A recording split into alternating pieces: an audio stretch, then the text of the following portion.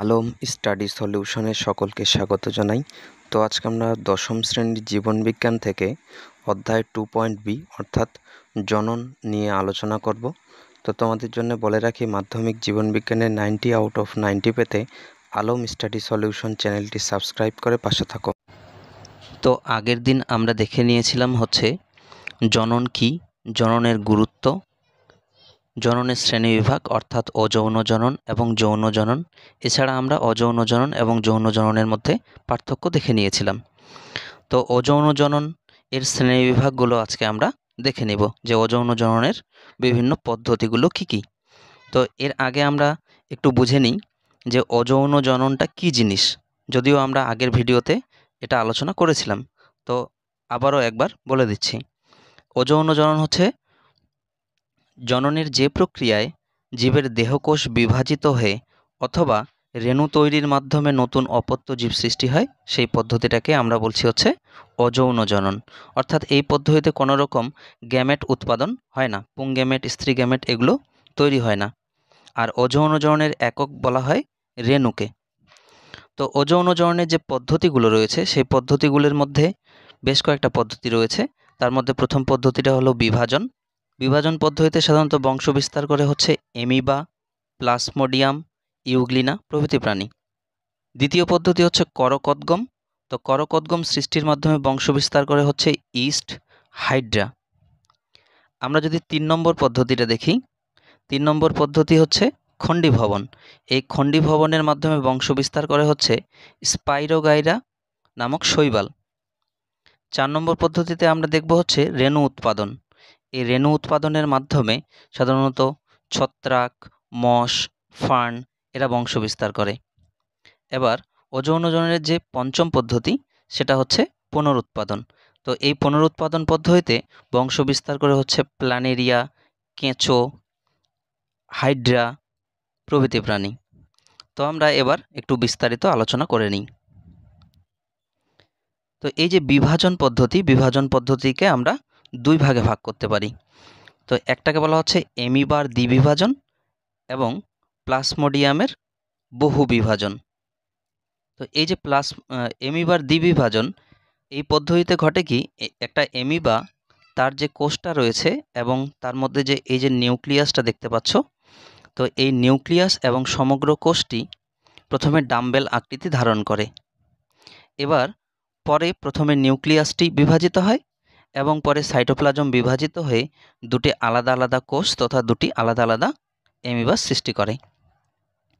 প্লাসমোডিয়ামের ক্ষেত্রে যদি আমরা দেখি, প্লাসমোডিয়ামের বিভাজনটাকে বলা হচ্ছে বহু বিভাজন।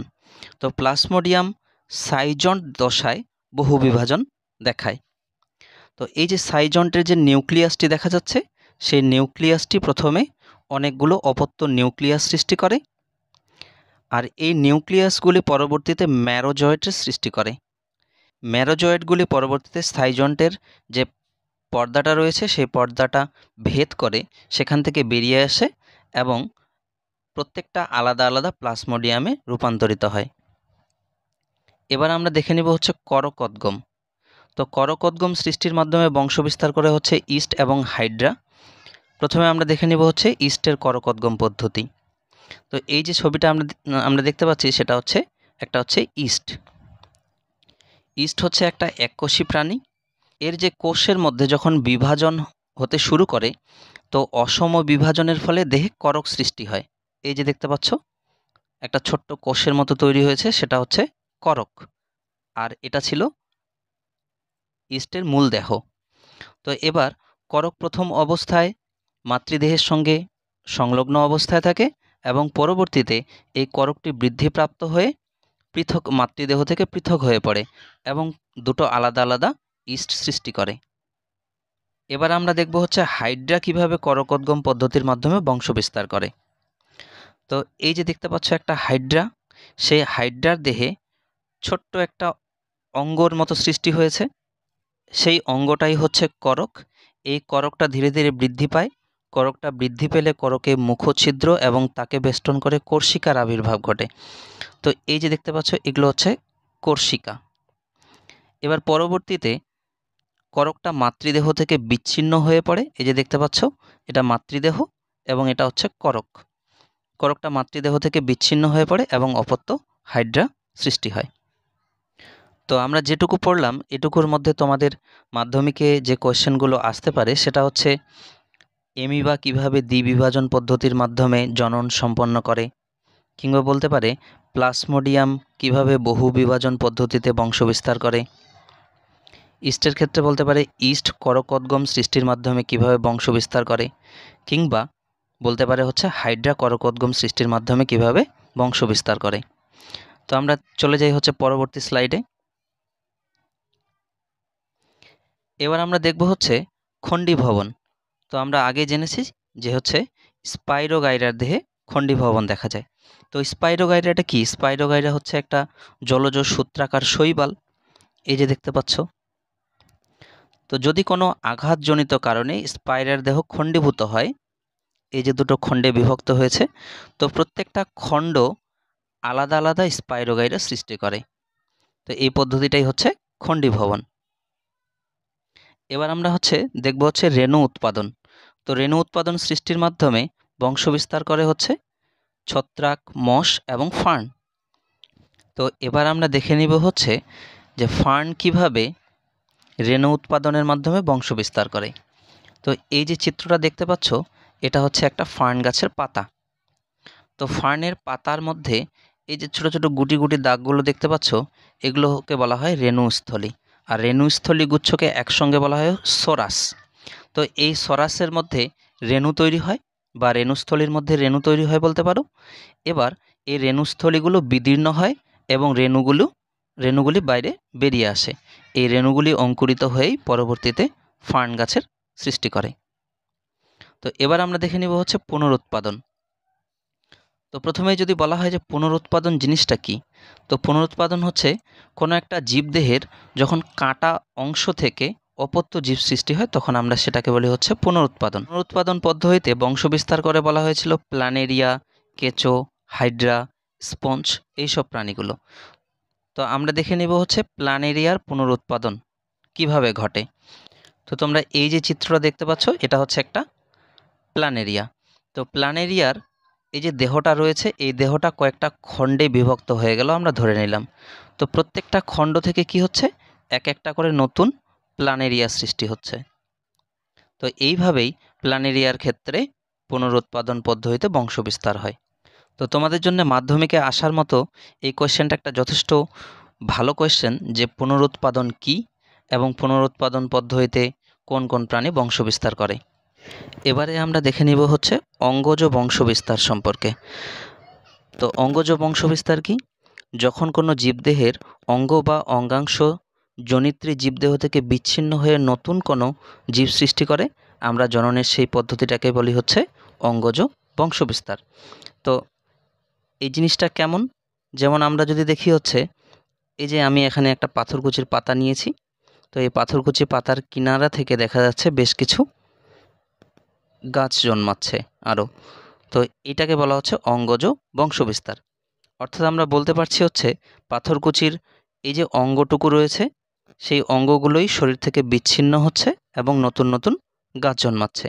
তো এই পদ্ধতিতে বংশবিস্তার হচ্ছে অঙ্গজ বংশবিস্তার। তো এই অঙ্গজ বংশবিস্তার দুভাগে ভাগ করা যায়। একটাকে বলা হয় হচ্ছে প্রাকৃতিক অঙ্গজ জনন এবং আমরা আরেকটা পড়ব হচ্ছে কৃত্রিম অঙ্গজ জনন। তো প্রথমে আমরা দেখে নিব হচ্ছে প্রাকৃতিক অঙ্গজ জনন। তো প্রাকৃতিক অঙ্গজ জনন বিভিন্নভাবে ঘটতে পারে। যেমন আমরা দেখছি এখানে একটা মিষ্টি আলু রয়েছে। এই মিষ্টি আলুর যেই অংশটা আমরা খেয়ে থাকি, তো মিষ্টি আলুকে তোমরা অনেকে রাঙা আলু বা লাল আলু কিংবা শঙ্কর আলু নামেও চিনে থাকতে পারো। এই মিষ্টি আলুর আমরা যেই অংশটা খাই সেই অংশটা হচ্ছে আসলে গাছের রসালো মূল। এই রসালো মূলটা থেকে বেশ কিছু অস্থানিক মুকুল তৈরি হয়। এই যে অস্থানিক মুকুল বলা হচ্ছে এগুলোকে।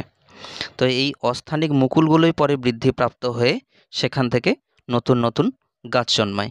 তো এটা হচ্ছে মূলের মাধ্যমে অঙ্গজ বংশবিস্তার। এরপর আমরা দেখে নেব হচ্ছে কাণ্ডের মাধ্যমে অঙ্গজ বংশবিস্তার। এই পদ্ধতিতে আলু, আদা, ওল প্রভৃতি মাটির নিচে যে ভূনিম্নস্থ কাণ্ডগুলো থাকে সেগুলো থেকে মুকুল সৃষ্টি হয় এবং সেখান থেকে নতুন নতুন অপত্য জন্মায়। তো যেমন আমরা এখানে ছবিতে দেখছি কি একটা কচুরিপানা রয়েছে, কচুরিপানার খর্বধাবক। এই যে কচুরিপানা রয়েছে, এই যে কচুরিপানা একটা খর্বধাবকের মাধ্যমে যুক্ত আছে। এই খর্বধাবকটা বিচ্ছিন্ন হয়, বিচ্ছিন্ন হয়ে আলাদা আলাদা কচুরিপানার গাছ জন্মায়। এখন আমরা দেখব হচ্ছে পাতার মাধ্যমে প্রাকৃতিক অঙ্গজজনন। তো পাতার মাধ্যমে প্রাকৃতিক অঙ্গজজনন দেখায় হচ্ছে পাথরকুচি এবং বিগোনিয়া নামের একটি উদ্ভিদ। তো এই যে পাথরকুচিতে দেখতে পাচ্ছ, পাথরকুচির কিনারায় বেশ কিছু মুকুল সৃষ্টি হয়েছে। এই মুকুলগুলো থেকেই নতুন নতুন গাছ জন্মায়। তো দেখো, আমি বেশ কিছু ছবি আরও নিয়েছি এই অঙ্গজ বংশবিস্তারটাকে আরও স্পষ্টভাবে ব্যাখ্যা করার জন্য। যেমন এই ফুলটা তোমরা অনেকেই চেনো, এটাকে টাইম ফ্লাওয়ার বা সকাল বিকাল ফুল বা ঘাস ফুল, এর অরিজিনাল নাম হচ্ছে পর্তুলিকা। তো এই যে ফুলটা রয়েছে, এই ফুলটা একটা নির্দিষ্ট সিজন, যেমন হচ্ছে সাধারণত এটা মে, জুন, জুলাই এই মাসে সাধারণত ফুটে থাকে।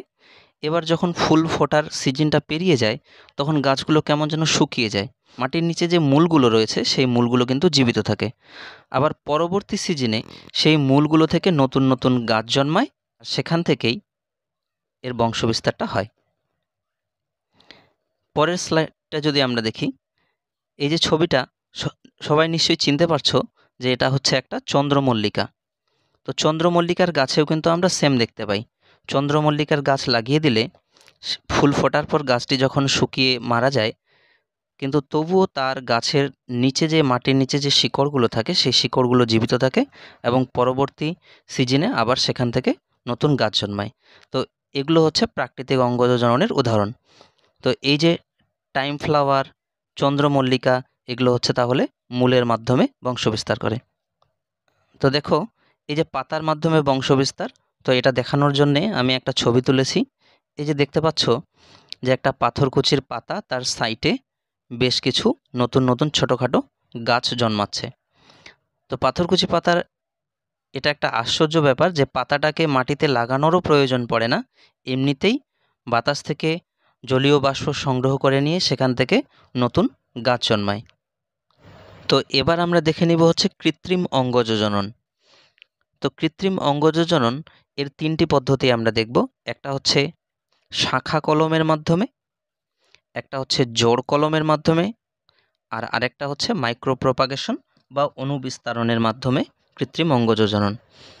তো প্রথমটা যদি আমরা দেখি, তো হচ্ছে এই পদ্ধতিতে এই যে শাখা কলম এর মাধ্যমে বা কাটিং এর মাধ্যমে নতুন অপত্য উৎপাদন, তো এই পদ্ধতি আমরা সাধারণত গোলাপ, লেবু, জাম, আম এই ধরনের গাছে ব্যবহার করে থাকি। তো তোমরা প্রত্যেকে নিশ্চয়ই সজনে গাছকে চেনো। এই যে সজনে গাছ রয়েছে, সজনে গাছের যখন আমরা নতুন গাছ লাগাই তখন সাধারণত অন্য কোনো সজনে গাছের একটা শাখা বা ডাল যাই বলো সেটাকে নিয়ে এসে মাটিতে প্রথিত করি এবং সেখান থেকে নতুন গাছ জন্মায়। এটাই হচ্ছে কাটিং বা শাখা কলমের মাধ্যমে নতুন উদ্ভিদ সৃষ্টি করা। তো এই পদ্ধতিতে সাধারণত কি করা হয়, 20 থেকে 30 সেন্টিমিটার একটা সুস্থ সবল শাখা কেটে নেওয়া হয়, সেটাকে নরম মাটিতে কিছুদিন পুঁতে রাখা হয় এবং সেখানে প্রথমে মূল সৃষ্টি হয় এবং তার বায়বীয় অংশ থেকে, অর্থাৎ এই যে এই অংশগুলো, এখান থেকে নতুন ডালপালা সৃষ্টি হয় এবং একটা নতুন গাছ সৃষ্টি করে। তো এবার আমরা দেখে নেব হচ্ছে জোড় কলম। তো এই যে জোড় কলম দেখতে পাচ্ছ, জোড় কলম হচ্ছে কি? জোড় কলম হচ্ছে একটা প্রক্রিয়া যেখানে হচ্ছে একই প্রজাতিভুক্ত দুটি ভিন্ন উদ্ভিদের শাখাটাকে জোড়া লাগানো হয়। এই পদ্ধতিটাকে বলা হয় গ্রাফটিং বা জোড় কলম। তো এই যে দেখতে পাচ্ছ নিচে একটা গাছ দেখতে পাচ্ছ, আর উপরে নিচে লেখা আছে হচ্ছে স্টক আর উপরে লেখা আছে হচ্ছে শিয়ন। তো এখন আমরা দেখে নিব হচ্ছে স্টক এবং শিয়ন কি। এই গ্রাফটিং বা জোড় কলম করার সময় একটা মূল সহ গাছ নেওয়া হয়, সেটাকে বলা হয় স্টক, এবং এই স্টকের সঙ্গে জোড়া লাগানোর জন্য একটা উন্নত ধরনের একটা নতুন গাছ এর শাখা নেওয়া হয়, সেটাকে আমরা বলে থাকি হচ্ছে শিয়ন। তো তোমাদের পরীক্ষায় দিতে পারে স্টক অপেক্ষা শিয়ন ড্যাশ, তো আমাদেরকে বলতে হবে স্টোন অপেক্ষা শিয়ন হচ্ছে উন্নত। তো জোড় কলমের অনেক পদ্ধতি হয়ে থাকে, যেমন কোনোটাকে বলা হয় বাড গ্রাফটিং, কোনোটাকে বলা হয় অ্যাপ্রোচ গ্রাফটিং, কোনোটাকে বলা হচ্ছে ক্রাউন গ্রাফটিং। তো জোড় কলম থেকে আমাদেরকে বিশেষত মনে রাখতে হবে জোড় কলমটা কী, অর্থাৎ এর সংজ্ঞা, এবং হচ্ছে কোন কোন গাছে আমরা জোড় কলম করতে পারি। তো জোড় কলমের মাধ্যমে আমরা বংশবিস্তার করাতে পারি হচ্ছে আম, লেবু, পেয়ারা এই ধরনের বিশেষ করে দ্বিবীজপত্রী উদ্ভিদের ক্ষেত্রে আমরা জোড় কলমটা করতে পারি। কারণ দ্বিবীজপত্রী উদ্ভিদের নালিকা বান্ডিলে যে ক্যাম্বিয়াম থাকে, সেই ক্যাম্বিয়ামটা থাকার কারণে আমরা দ্বিবীজপত্রী উদ্ভিদে জোড় কলম করতে পারি। আর একবীজপত্রী উদ্ভিদে জোড় কলম করতে পারি না, কারণ হচ্ছে তাদের নালিকা বান্ডিলে ক্যাম্বিয়ামটা থাকে না। তো এখন আমরা দেখে নিব হচ্ছে অণুবিস্তারণ বা মাইক্রোপ্রোপাগেশন সম্পর্কে, যে অণুবিস্তারণ বা মাইক্রোপ্রোপাগেশন পদ্ধতিতে কীভাবে বংশবিস্তার করানো হয়। তো এটা জানার জন্যে প্রথমে আমরা দেখে নেব হচ্ছে অণুবিস্তারণ জিনিসটা কী। তো আমরা প্রত্যেকেই জানি এই যে মাইক্রো কথার অর্থ হচ্ছে ক্ষুদ্র। তো অণুবিস্তারণ পদ্ধতিতে বংশবিস্তার করানোর জন্য প্রথমে করা হয় কি, একটা আগরযুক্ত পুষ্টি মাধ্যম নেওয়া হয় এবং সেখানে অক্সিন, সাইটোকাইনিন সেই আগরযুক্ত পুষ্টি মাধ্যমে রাখা হয়, অক্সিন এবং সাইটোকাইনিন হরমোন। এবার বলা হচ্ছে কি, এই জায়গায় যে উদ্ভিদের আমরা বংশবিস্তার করাতে চাইছি এই মাইক্রোপ্রোপাগেশন বা অণুবিস্তারণ পদ্ধতিতে, সেই উদ্ভিদের কোষ, কলা, মুকুল এটাকে এই আগরযুক্ত পুষ্টি মাধ্যমে রাখা হয়। এবার সেখান থেকে ধীরে ধীরে আমরা দেখতে পাবো যে নতুন করে ভ্রূণ তৈরি হয় এবং নতুন উদ্ভিদ তৈরি হয়। এই পদ্ধতিতে বংশবিস্তার করানোটাকে বলা হচ্ছে অণুবিস্তারণ। তো আমরা অণুবিস্তারণের পদ্ধতিটা একটু দেখে নেব, কারণ পরীক্ষায় অনেক সময় চায় যে অণুবিস্তারণের পদ্ধতিটি সংক্ষেপে উপস্থাপন করো। তো আমরা লিখব হচ্ছে অণুবিস্তারণ বা মাইক্রোপ্রোপাগেশনের পদ্ধতিটি হলো, দেখো সবার প্রথমে আমরা কি করব, যে উদ্ভিদটার বংশবিস্তার করাবো সেই উদ্ভিদের অঙ্গ অর্থাৎ কোষ, কলা, মুকুল এটাকে নির্বাচন করে নিব। তো এই কোষ, কলা, মুকুলটাকে বলা হয় এক্সপ্লান্ট। তো অনেক সময় আমাদেরকে দিতে পারে এক্সপ্লান্ট কি, তো আমরা বলবো অণুবিস্তারণ বা মাইক্রোপ্রোপাগেশন পদ্ধতিতে যে কোষ, কলা, মুকুল নির্বাচন করা হয় সেটাকে বলা হয় এক্সপ্লান্ট। তো এই এক্সপ্লান্টটাকে আমরা কি করব, এই যে আগরযুক্ত পুষ্টি মাধ্যম দেখেছিলাম, তো ওই আগরযুক্ত পুষ্টি মাধ্যমের মধ্যে রাখবো। এবার কিছুদিন পরে সেই এক্সপ্লান্ট থেকে ক্যালাস বা টিস্যু গঠিত হবে। এই ক্যালাস ধীরে ধীরে বৃদ্ধি পাবে, বৃদ্ধি পেয়ে সেখান থেকে অ্যামব্রয়েড বা ভ্রূণ গঠন হবে। এই অ্যামব্রয়েড থেকে তখন শিশু উদ্ভিদ বা প্লান্টলেট তৈরি হবে। সেই প্লান্টলেটগুলোকে আমরা করব কি, আলাদা আলাদা প্রত্যেকটা প্লান্টলেটকে আলাদা আলাদা টবে রাখবো এবং সেই টবগুলোকে নিয়ে গ্রিন হাউসে প্রতিপালন করব। তো এই পদ্ধতিটাকে বলা হয় হার্ডেনিং। তো এটাও আসতে পারে তোমাদের যে হার্ডেনিং কি। তো আমরা বলবো হচ্ছে যে অণুবিস্তারণ পদ্ধতিতে যে শিশু উদ্ভিদগুলো তৈরি করা হয়, সেই শিশু উদ্ভিদগুলোকে প্রথমে আলাদা আলাদা টবে স্থান দিয়ে সেগুলোকে গ্রিন হাউসে প্রতিপালন করা হয়। এই পদ্ধতিটাকে বলা হয় হার্ডেনিং। এবার শেষে সেই চারা গাছগুলিকে যখন কিছুটা বড় হয়ে আসে চারা গাছগুলো, সেই চারা গাছগুলোকে আলাদা আলাদা জায়গায় রোপণ করা হয় এবং সেখান থেকে নতুন নতুন গাছ পাওয়া যায়। তো এটাই হলো অণুবিস্তারণ বা মাইক্রোপ্রোপাগেশন এর পদ্ধতি। তো এবার আমরা দেখব হচ্ছে অণুবিস্তারণের সুবিধাগুলো কী কী। তো অণুবিস্তারণের বেশ কিছু সুবিধা রয়েছে, যেমন অণুবিস্তারণ পদ্ধতিতে বংশবিস্তার করানোর জন্য আমাদের কোনো বীজের প্রয়োজন হলো না।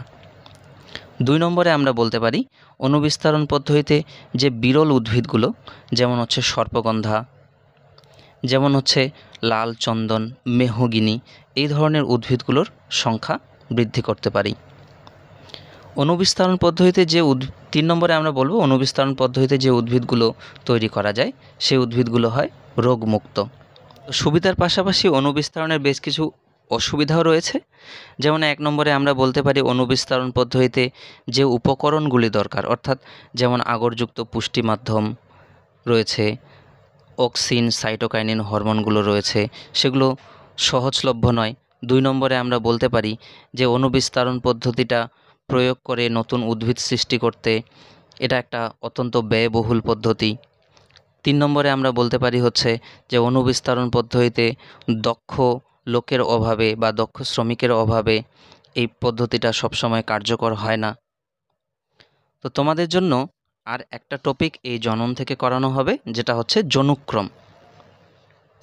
তো যৌনক্রম জিনিসটা কি এবং ফার্নের ক্ষেত্রে যৌনক্রম কিভাবে হয় সেটা নেক্সট ভিডিওতে আলোচনা করা হবে। তো ভিডিওটি দেখার জন্যে অসংখ্য ধন্যবাদ। ভিডিওটি যদি ভালো লেগে থাকে তাহলে লাইক, কমেন্ট এবং সাবস্ক্রাইব করবে। তো দেখা হচ্ছে নেক্সট ভিডিওতে। ভালো থাকো, সুস্থ থাকো।